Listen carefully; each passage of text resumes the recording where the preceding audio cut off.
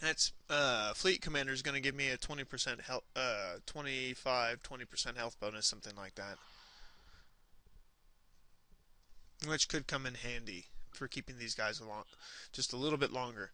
Alrighty, here is how I like to bind these guys. I like to do the TIE fighters to number one, TIE bombers to number two, and I like to do the cruisers to number three, and then after that, it depends on what I'm bringing in. There are missile frigates and things like that nature that I might bind together. But for this case, since I have nothing else, we're going to put the acclimators in number 4. I usually like to do it from smallest ships to largest ships, which tends to make a lot of sense, but in that it helps keep that rock, paper, scissors of Empire at War straight.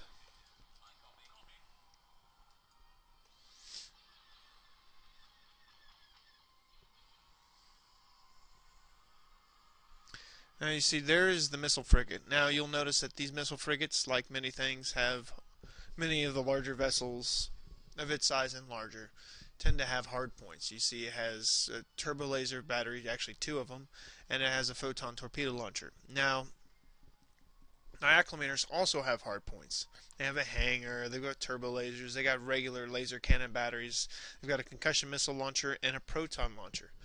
Protons and missile launchers and concussion missile launchers are the shield piercing bullets of this universe. Basically, what that means is they pass right through the shields. For that very reason, these guys are actually kind of a threat, because if he were to group them together and attack me with them in mass, he could probably wipe out this fleet. But they're not that good, so he's probably not going to. So we're going to go ahead and move these guys up, but what we will try to do is we're going to try to target their hard points.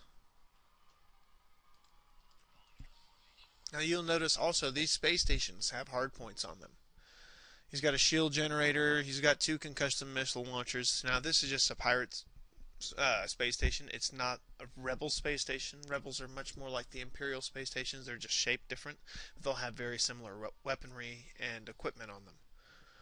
He's got turbo lasers and whatnot. Now, everybody has theories on how they should take down a space station and what they think works best. A lot of people say, hey, you should take down the shield generators first.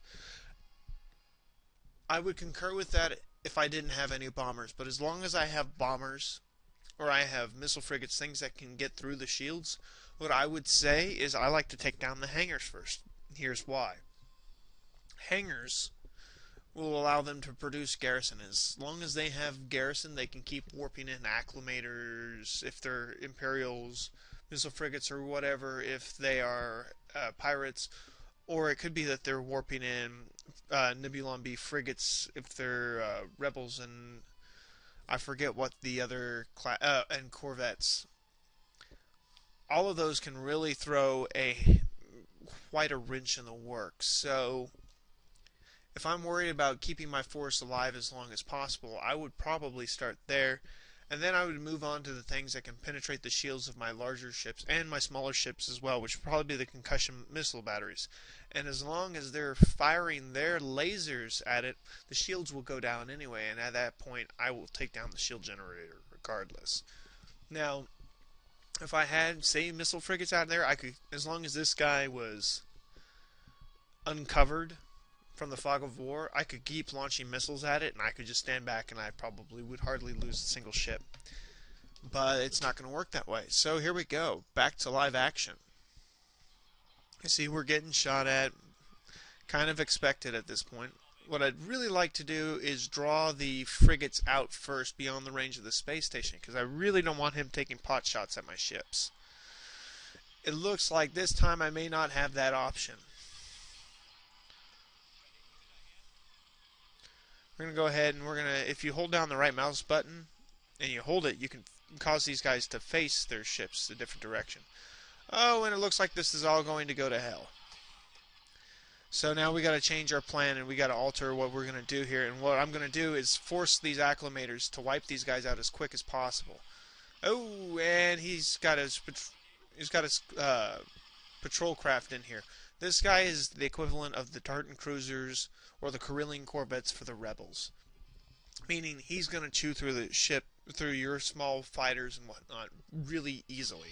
He's got to go, because I don't want him blowing up my bombers here. Alright, we're going to use our bombers to micromanage. We're going to have to do a little bit of micromanaging. And I'm going to set my acclimators to attack this guy. I'm going to set my bombers to attack the proton torpedo on this hard point. Once I do that, these guys are pretty much useless. And hopefully this guy doesn't start shooting at my bombers again.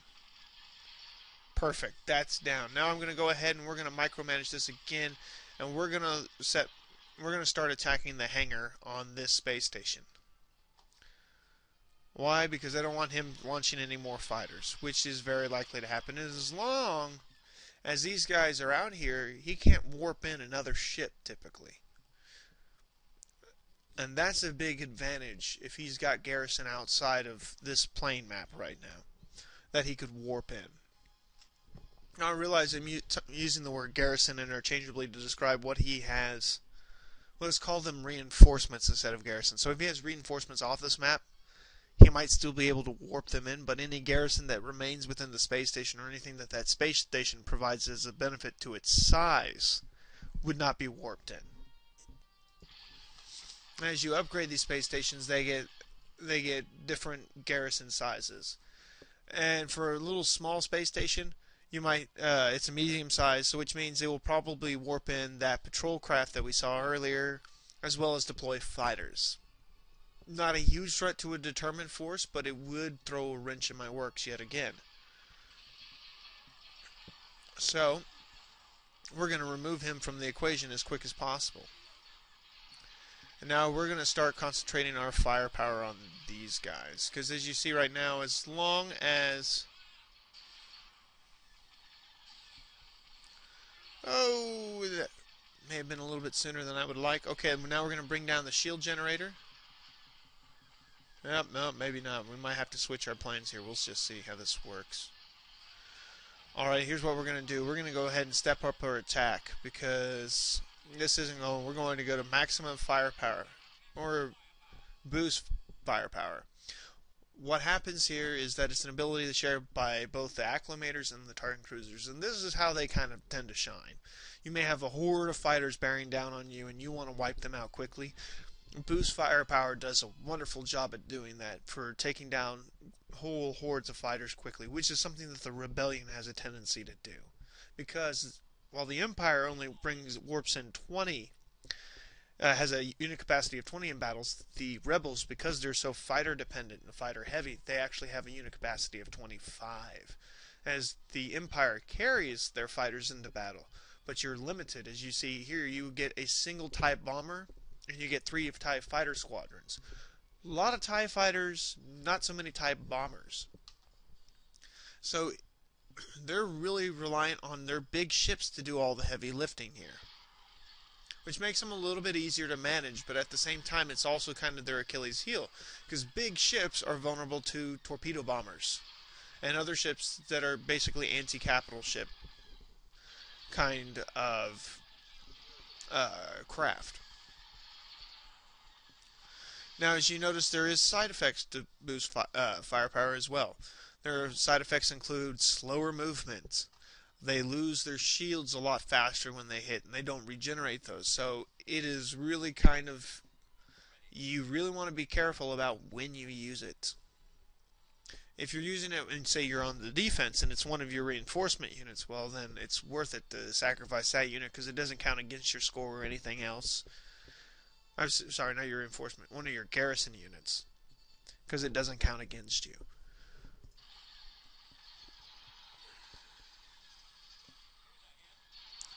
Alright, let's keep moving up.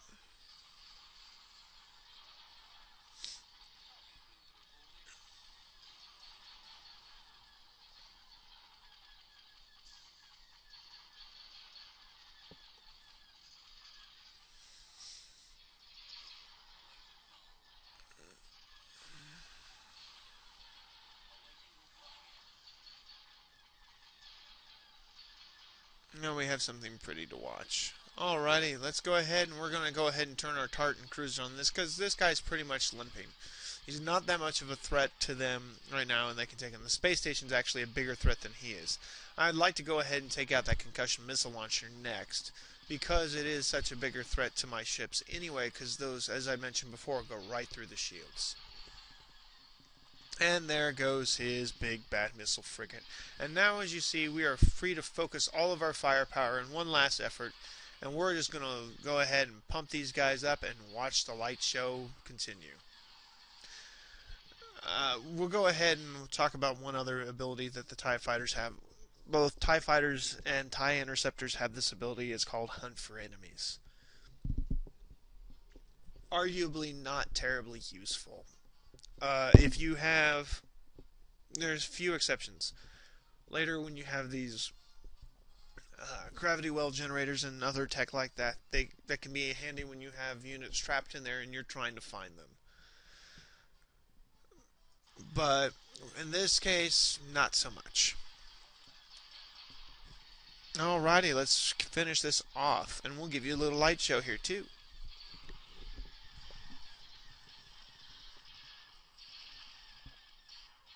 And to get into the cinematic mode here, all you have to do is just hit the spacebar, and now we've gone victorious. I'm going to just shake the mouse back and forth real quick, and back to normal view.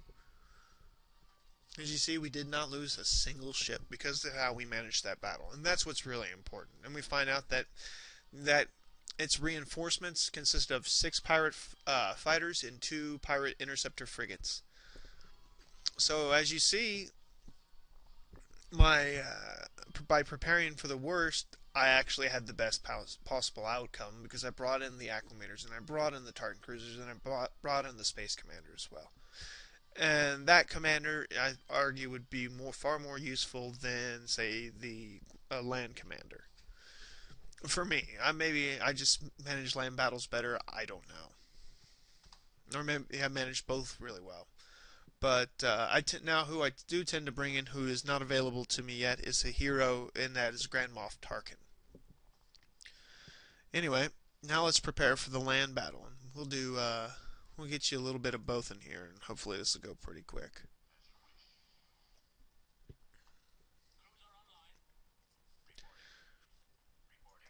And Boba Fett is not in this group yet. It's because he's stuck underneath this cruiser here. He spawns in Coruscant, so in case you're wondering, where the heck did he go? There we go. Alright, we're going to match up with this group for now. Alrighty, and down to the surface we go.